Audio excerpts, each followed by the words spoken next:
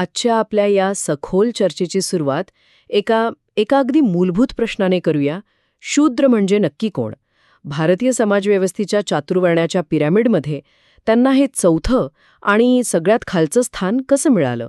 हा प्रश्न खरं तर वरवर दिसतो तितका सोप्पा नाहीये, कारण त्याची उत्तरं इतिहासाच्या अनेक वादग्रस्त पानांमध्ये दडलेली आहेत. अगदी बरोबर. आणि ही पानं उलगडण्यासाठी आज आपण डॉक्टर बाबासाहेब आंबेडकरांच्या शूद्रपूर्वी कोण होते या महत्त्वपूर्ण ग्रंथाचा आधार घेत आहोत. हा ग्रंथ म्हणजे केवळ एक ऐतिहासिक विश्लेषण नाही, तर इतिहासाच्या प्रचलित कथांना दिलेलं एक शक्तिशाली आव्हान आहे. एक प्रकारे हे एक ऐतिहासिक डिटेक्टिव्ह काम आहे, जिथे एका मोठ्या रहस्याचा छडा लावण्याचा प्रयत्न केला जातोय. पण दोन प्रमुख सिद्धांत, एक दैवी आणि दुसरा वंशिक, ते कसे खोडून काढले आहेत हे पाहू. आणि त्यानंतर डॉक्टर आंबेडकरांनी स्वतःचा कोणता नवीन आणि म्हणायला गेलं तर धक्कादायक सिद्धांत पुराव्यानिशी मांडला आहे, याचाही सखोल मागोवा घेऊ. हो, आपला उद्देश हा आहे की ह्या ग्रंथामधून शूद्रांच्या उत्पत्तीची आणि त्यांच्या सामाजिक पतनाची कारणं काय आहेत यावर कसा प्रकाश पडतो हे जाणून घेणे. सुरुवातीला शूद्रांच्या उत्पत्तीबद्दल सर्वात प्रसिद्ध सिद्धांत कोणता, जो म्हणजे हजारो वर्षांपासून सांगितला जातोय? तो सिद्धांत येतो ऋग्वेदातील प्रसिद्ध पुरुष सूक्तातून. त्यानुसार एका विराट आदिपुरुषाच्या यज्ञावेळी त्याच्या शरीराच्या वेगवेगळ्या भागांपासून 4 वर्णांची निर्मिती झाली. म्हणजे मुखातून ज्ञानाचे प्रतीक असलेले ब्राह्मण, बाहूंपासून शक्तीचे प्रतीक क्षत्रिय, मांड्यांपासून वैश्य आणि पायांपासून शूद्र. अगदी पायांपासून सेवेचे प्रतीक असलेले शूद्र उत्पन्न झाले. हा सिद्धांत तर आपल्या संस्कृतीत इतका खोलवर रुजलेला आहे, पण या सिद्धांतामध्ये एक मोठी अडचण दिसते. म्हणजे जन्माच्या जागेवरूनच एखाद्याचं आयुष्यभराचं काम आणि सामाजिक स्थान कसं काय निश्चित होऊ शकतं? हे तर नैसर्गिक न्यायाच्या विरोधात वाटतं. आणि नेमक्या याच मुद्द्यावर हा ग्रंथ बोट ठेवतो. डॉक्टर आंबेडकर म्हणतात की ही केवळ एक निर्मितीची अलंकारिक कथा असू शकते. उत्पत्तीचा वैज्ञानिक किंवा ऐतिहासिक सिद्धांत नाही.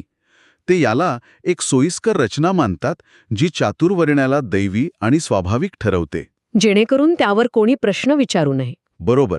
पण ऐतिहासिक पुरावा म्हणून ती गोष्ट अजिबात टिकत नाही. म्हणजे या दैवी सिद्धांताला बाजूला सारल्यावर आपल्याला शूद्रांच्या वास्तविक स्थितीकडे पाहावं लागेल. ब्राह्मणी ग्रंथांमध्ये त्यांना नक्की काय स्थान दिलं होतं? त्यांच्यावर बंधनं कोणती होती? इथेच या समस्येची तीव्रता आपल्या लक्षात येते. ब्राह्मणी धर्मग्रंथांनी शूद्रांवर अत्यंत कठोर बंधनं लादली होती. पहिलं आणि सर्वात मोठं बंधन होतं उपनयन संस्काराचा अधिकार नाकारणं. उपनयन संस्कार, त्याचं इतकं महत्त्व काय होतं? उपनयन संस्कार म्हणजे त्या काळातलं शिक्षणाचं प्रवेशद्वार होतं, असं आपण म्हणू शकतो. जसं आज शाळेत प्रवेश घेतल्याशिवाय आपण शिकू शकत नाही, तसंच तेव्हा उपनयन झाल्याशिवाय तुम्हाला वेदाध्ययनाचा किंवा औपचारिक ज्ञानाचा अधिकारच मिळत नसे. हा संस्कार फक्त ब्राह्मण, क्षत्रिय आणि वैश्य या द्विज वर्णांसाठी होता. द्विज म्हणजे दुसरा जन्म. अच्छा. हो.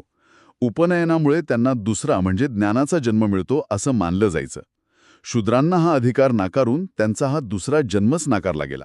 म्हणजे हा एकच निर्णय त्यांच्या अनेक पिढ्यांच्या प्रगतीला खीळ घालणारा ठरला.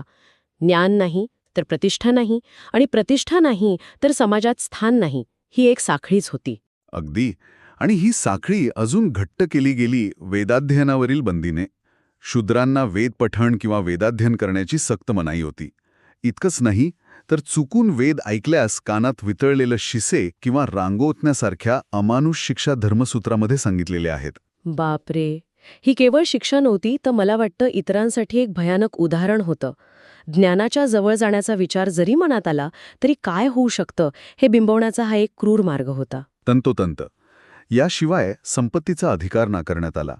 मनुस्मृतीनुसार शूद्र मालमत्ता जमा करू शकत नव्हता, कारण त्याची संपत्ती त्याचा मालक, विशेषतः ब्राह्मण, कधीही घेऊ शकत होता. त्याचं एकमेव कर्तव्य होतं वरच्या 3 वर्णांची निष्ठेने सेवा करणे. आणि तेही कोणत्याही मोबदल्याच्या अपेक्षेशिवाय. हो. आणि सामाजिक जीवनात तर अपमान 5वीला पुजलेला. शूद्राने उच्चवर्णीयाचा अपमान केल्यास जीभ कापण्याची शिक्षा होती. या नियमांमधून त्यांची स्थिती गुलामांपेक्षाही वाईट होती हे स्पष्ट दिसतं. आणि ही स्थिती जन्मतःच अशी होती हे सिद्ध करण्यासाठीच पुरुष सूक्तासारख्या कथा रचल्या गेल्या. पण जेव्हा आधुनिक काळात युरोपियन अभ्यासक आले तेव्हा त्यांनी याला दैवी नाही तर एक वांशिक रंग देण्याचा प्रयत्न केला, बरोबर? अगदी बरोबर.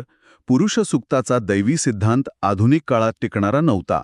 म्हणून पाश्चात्य विद्वानांनी, विशेषतः मॅक्स म्युलरसारख्या अभ्यासकांनी एक नवीन सिद्धांत मांडला. तो म्हणजे आर्य आणि दास यांचा झगडा. या सिद्धांतानुसार आर्य हे गौरवर्णीय, विकसित लोक होते जे भारताबाहेरून आले आणि त्यांनी इथल्या मूळ रहिवाशांवर, जे कृष्णवर्णीय आणि त्यांच्या मते असंस्कृत होते, आक्रमण केले. आणि हे मूळ रहिवासी म्हणजे दास किंवा दस्यू.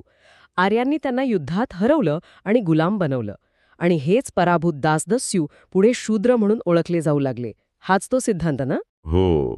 या सिद्धांताने वंश आणि त्वचेचा रंग याला सामाजिक रचनेचा आधार बनवला. वर्ण या शब्दाचा संबंध थेट रंगाशी जोडला गेला. हा आर्यन आक्रमण सिद्धांत इतका लोकप्रिय झाला की आपल्या इतिहासाच्या पुस्तकांमध्येही तो अनेक दशक शिकवला गेला. तो एका सोप्या समीकरणात सगळं बसवत होता: विजेते आर्य आणि पराभूत दास म्हणजे शूद्र. थांबा, पण हा सिद्धांत तर आपल्या इतिहासाच्या पुस्तकांमध्ये इतकी वर्ष इतक्या ठामपणे शिकवला गेला आहे. याला नाकारणं इतकं सोपं होतं का? ग्रंथात नक्की काय पुरावे दिले आहेत जे या प्रचलित सिद्धांताला खोटं ठरवतात? हाच या ग्रंथाचा एक महत्वाचा भाग आहे. डॉक्टर आंबेडकर अत्यंत पद्धतशीरपणे हा सिद्धांत खोडून काढतात.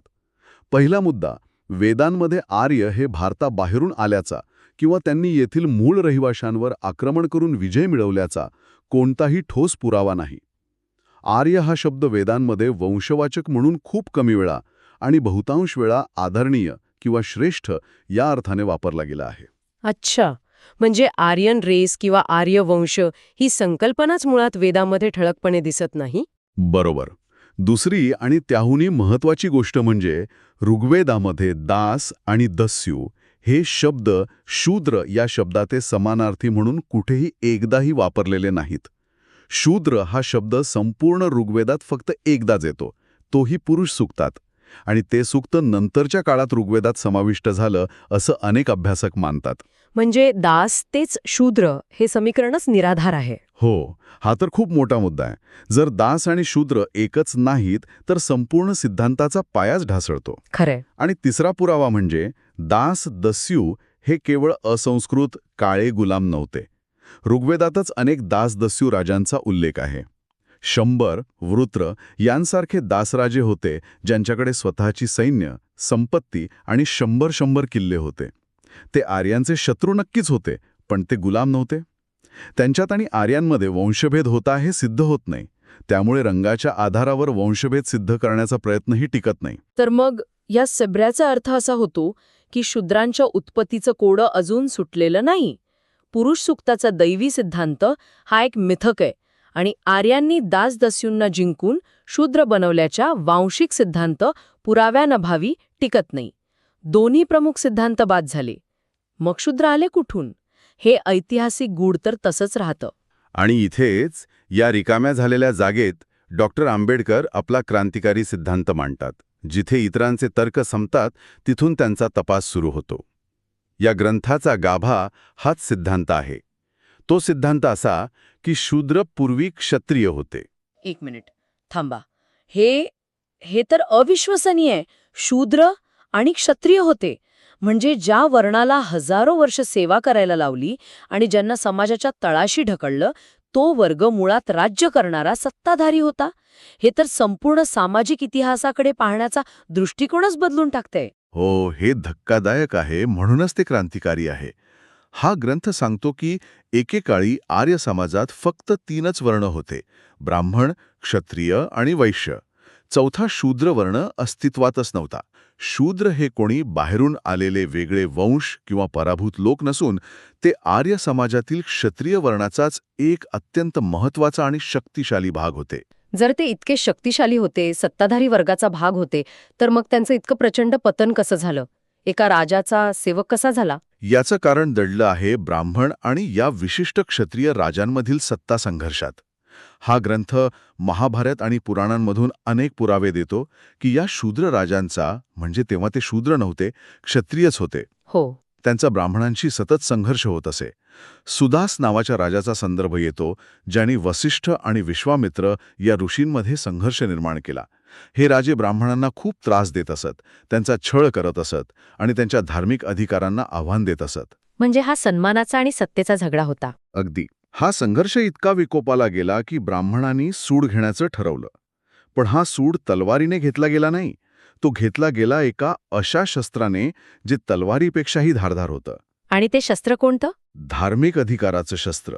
या सततच्या छळामुळे आणि संघर्षामुळे सूड म्हणून ब्राह्मणांनी या क्षत्रिय राजांचे आणि त्यांच्या वंशजांचे उपनयन संस्कार करण्यास एकत्रितपणे नकार दिला. अच्छा, पुन्हा तोच मुद्दा, उपनयन नकारणं. म्हणजे त्यांनी शिक्षणाचं प्रवेशद्वारच त्यांच्यासाठी कायमचं बंद करून टाकलं. बरोबर. ही एक ठरवून केलेली, थंड डोकेने दिलेली सामाजिक आणि धार्मिक शिक्षा होती. उपनयन नाकारल्यामुळे या क्षत्रिय वर्गाची सामाजिक आणि धार्मिकदृष्ट्या अक्षरशः वाताहत झाली. त्यांना शिक्षणाचे, यज्ञाचे आणि इतर धार्मिक विधींचे अधिकार नाकारण्यात आले. ज्ञानाच्या प्रवाहापासून तोडल्यामुळे ते हळूहळू समाजाच्या मुख्य प्रवाहातून बाहेर फेकले गेले. त्यांची प्रतिष्ठा संपली, त्यांचं महत्त्व कमी झालं आणि अखेरीस त्यांना चौथ्या, सर्वात खालच्या वर्णात ढकलण्यात आले. म्हणजे शूद्र हा एक नवीन वर्ण खास त्यांच्यासाठीच तयार करण्यात आला, त्यांना शिक्षा देण्यासाठी आणि कायमचं खाली दाबून ठेवण्यासाठी. तंतोतंत. अशा प्रकारे क्षत्रियांचे एक शक्तिशाली गट शूद्र बनला. शूद्र बनणं ही वंश, रंग किंवा जन्माची गोष्ट नव्हती, तर तो एका सामाजिक, राजकीय आणि धार्मिक संघर्षाचा भीषण परिणाम होता. ही एक ठरवून केलेली प्रक्रिया होती, ज्याद्वारे एका प्रतिस्पर्धी गटाला कायमचा सामर्थ्यहीन करण्यात आलं. तर आजच्या या सखोल चर्चेतून एक गोष्ट क्रिस्टल क्लिअर होते. शूद्र पूर्वी कोण होते हा ग्रंथ शूद्रांच्या इतिहासाकडे पाहण्याचा एक पूर्णपणे नवीन दृष्टिकोन देतो.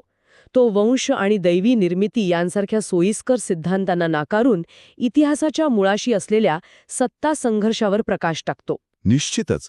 या ग्रंथानुसार शूद्रांची समस्या ही वंशिक किंवा दैवी नसून ती पूर्णपणे सामाजिक आणि राजकीय आहे. ती एका विशिष्ट ऐतिहासिक संघर्षाची परिणिती आहे, जिथे एका शक्तिशाली वर्गाला धार्मिक अधिकारांपासून वंचित ठेवून हेतुपुरस्कार सामाजिकदृष्ट्या खालच्या पातळीवर आणले गेले, जेणेकरून त्यांचं सामर्थ्य आणि त्यांची मुळा कायमची नष्ट होईल. अगदी. या ग्रंथातील विश्लेषण आपल्याला एका महत्त्वाच्या विचाराकडे घेऊन जातं. जे धार्मिक ग्रंथ अनेकदा सामाजिक रचनेचा आधार मानले जातात, त्याच ग्रंथांचा सखोल आणि चिकित्सक अभ्यास केल्यास त्या रचनेच्या मुळाशी असलेल्या सत्ता संघर्षाचे आणि अन्यायाचे पुरावे मिळू शकतात का? आणि जर असे असेल तर आपण ज्याला परंपरा किंवा इतिहास म्हणून स्वीकारतो त्याकडे पाहण्याचा आपला दृष्टिकोन कसा बदलायला हवा? अशाच विचारांना चालना देणाऱ्या पुस्तकांवर आणि कल्पनांवर अधिक सविस्तर चर्चा ऐकण्यासाठी आमच्या चॅनलला नक्की फॉलो करा. आणि हा संवाद तुम्हाला महत्त्वाचा वाटला असेल तर तो इतरांपर्यंत पोहोचवण्यासाठी शेअर करायला विसरू नका. पुढच्या वेळी भेटूया एका नवीन विषयासह. धन्यवाद.